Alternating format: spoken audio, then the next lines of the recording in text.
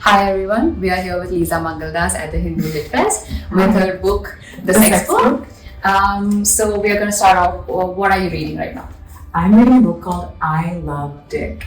It is not what it sounds like, or not quite. Dick is a person in the book, but it has been called the most important book about men and women in the current century. So I recommend you check it out too. Right.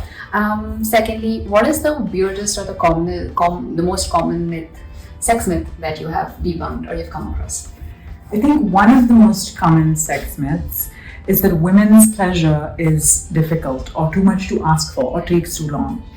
And I think that if you've ever used a vibrator, you will learn that you can have an orgasm as quickly as you can make Maggi noodles. So it's a myth I debunk every day. Right. Secondly, in your session, a gentleman asked that why are we writing books about sex? So what are your thoughts on that?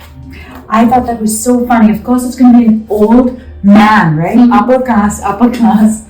Anyway, it's so amazing how oblivious people are to their own privilege. And I think a lot of people at my session were so happy to be having this conversation about sex with a feminist and queer positive lens. But I think that there were, and particularly older men in the audience, that found it all a bit much.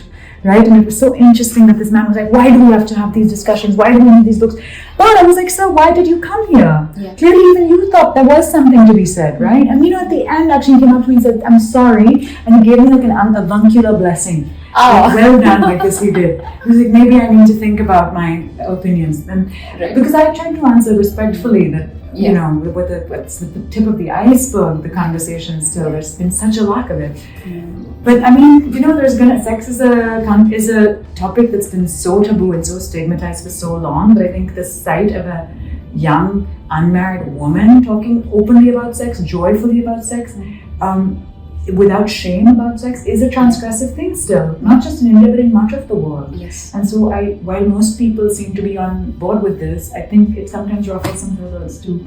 Right. There was a lot of young crowd which really appreciated the session. So where do you see this conversation going, this discourse going? Yeah, I think, look, I am on the receiving end of so many messages and information, data every day from the over 3 million people that follow me on social media across platforms, and I feel so lucky to have this two-way street. It's not like I'm putting stuff out. I learn so much from what I'm hearing from all of the people that tune into my content and comment on it and write to me. And I think India is privately much, much more open and exploratory and hungry for freedom, change, and they're curious, they're excited. Privately, publicly, we have to pretend we don't. So there's a distance between our private and public lives for the most part. And I think that young Indians are done with log kya kahenge. They're yearning for a more authentic, honest, and free romantic and sexual landscape. Right. And lastly, what are you looking forward to the most, or what is something that you really want to attend? My lovely friend Vasudha Rai is doing another session tomorrow. She did one today. I love Vasudha. And I think that the lineup has a rather eclectic array. There's something for everyone. Yeah, that's true. Yeah. All right. That's it for you, Leeza.